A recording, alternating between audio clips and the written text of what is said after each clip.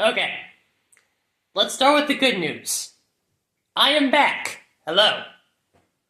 This concludes the good news. Thanks for watching this video. Good night, everybody. The bad news is I cheer for these guys. One of the worst teams in the NFL this year is these guys, and I can't stop cheering for them because that would go against my DNA. So that means I'm going to cheat. That means I'm going to keep cheering for these guys, even though I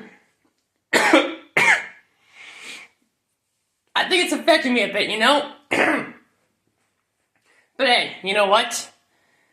If you're not overcoming challenges as a human being, you're not going to become better. If I'm not overcoming challenges by doing good things, I'm not going to be a better man.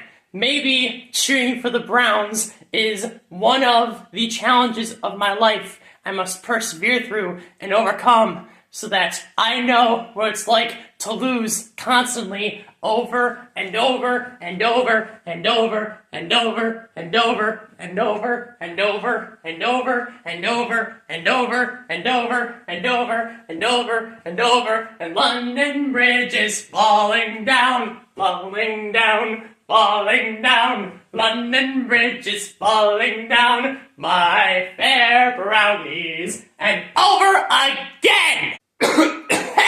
This team makes me sick! You might have noticed that there was no video last week. That's because I was feeling even worse, and I didn't want to get out of bed, and my voice was even worse than it is currently. So there was no video last week. That was my bye week. So thankfully, I did not have to cover in gross detail the Browns, 31-12 loss to, no, 32-13 loss to the New England Patriots. I didn't have to cover that disgusting abomination of a game. But the Browns are on a bye week right now, and since you guys are my loyal audience, I think I owe you guys something. The Browns will give you nothing, so at least I should give you something. So I'm doing a bye week video. And I'm going to scooch over this way, and you'll see why in a minute. The Browns are reportedly looking to be buying at the trade deadline this year. Let me repeat that. The Browns are looking to be buying at the trade deadline this year. What? Mind you, this is our record. This is our point differential. This is where we are in the standings. These are people who need to be fired immediately. And this, in which you've probably been wondering, what is that picture doing up here, is a screenshot of the play that defines the Cleveland Browns season up to this point.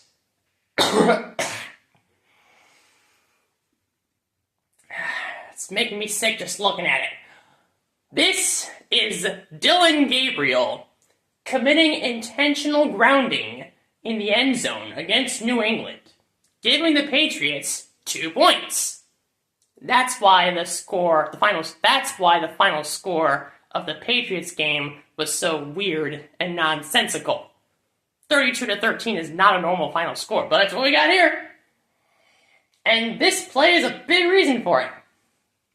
Dylan, what you doing back there? You good? Well, given these stats, no, doesn't look like it. And I need to remind you, this team is reportedly buying at the trade deadline. Why? You're 2-6. You're not going to the playoffs. You know what? There are 2 things that perhaps the Browns buying could be referring to. That would not be terrible. Maybe we've got an elite wide receiver on our mind, and we have determined that it is worth trading one of our first-round picks to get him. say like a T. Higgins or something, because T. Higgins has been wanting out of the Bengals for several years now, and he is having great performances every week, being wasted by the Bengals' horrible defense. Maybe it's to get him? I wouldn't hate that. Or maybe we've come to realize that our offensive line, yep, we're back to calling it offensive, is unfixable. It's an unfixable, nonsensical mess. And maybe we determined that we are willing to trade one of our first-round picks to acquire an elite offensive lineman who isn't made of glass and doesn't get injured once every 5 games.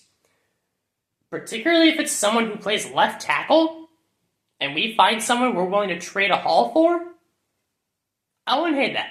I would not hate that. Apart from those 2 hypothetical moves, we should not be buying. No. Not to mention, even if those are our 2 hypothetical moves, trading for a wide receiver and giving up a first-round pick, trading for a tackle, an elite tackle that's healthy, and we give up a first-round pick for him. Even in those 2 hypothetical moves, do you trust this man to properly make this trade? It might be over here. Do you trust this man to properly make this trade? No! Are you kidding me? He's had a 6-year track record of making poor trades. No! Especially the ones where he swings for the fences. Does this trade come to mind?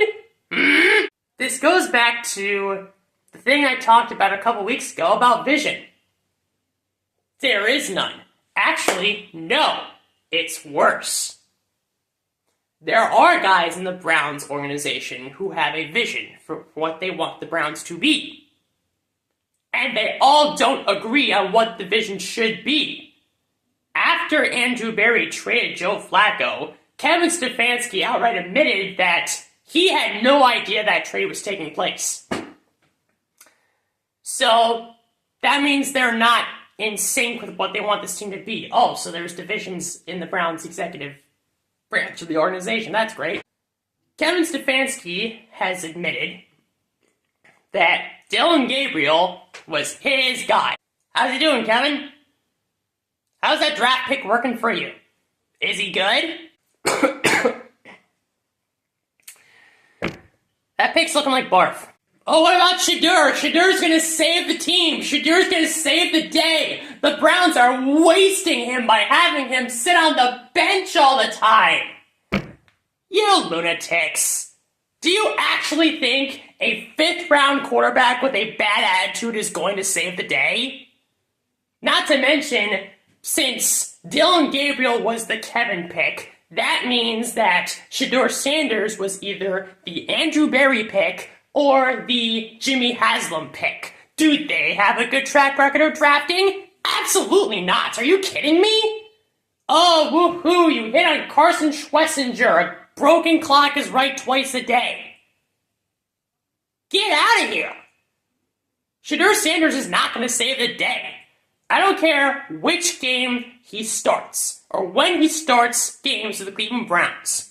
Because guess what? By the time he starts games, the Browns are already going to be out of the playoffs. So if he somehow wins half his starts, get ready to hear a bunch of headlines about how Shedeur Sanders is going to be the Browns quarterback going forward, and he's going to make the team better. He's going to elevate them from the depths of 3 to 4 wins to the mediocre heights of 6 to 7 wins. Yes, we're slipping that joke in again because the Browns are worthy of it. They're that awful! So it's not just that the Browns don't have a vision, it's worse. They have a mishmash of visions that collide against each other. And they all don't work. They're all incompetent. They are all horrible. This is a dumpster fire from the foundation to the very top. And for me, it's also a bunch of mucus. Thanks, guys! When we lose to the Jets, I'll find something to smile about, I promise. But when we lose to the Jets, let me make it clear. We will lose to the Jets. we will lose to the team that I love laughing at more than any other. I hate the Ravens, but I hate them so much that I don't even laugh at them when they fail. I take vicarious joy in it. But the Jets fail all the time. They're like us. They're our brothers in misery and incompetence. The Jets fail all the time. It's so good to laugh at them because they're dependably horrible. When the Jets beat us next week, I promise you, my loyal audience, there will be something that I find to smile about. And I want you to hold me to it, okay? I believe in you. That is it for this one. Thank you very much for watching. If you enjoyed this video, please click like. If you want to see more of my videos, please click subscribe. Follow me on X for more Browns content, and please share this video with all your friends and family who are fans of this dumpster fire of a football team. Hopefully, you're not getting as sick as I am by watching this garbage every week.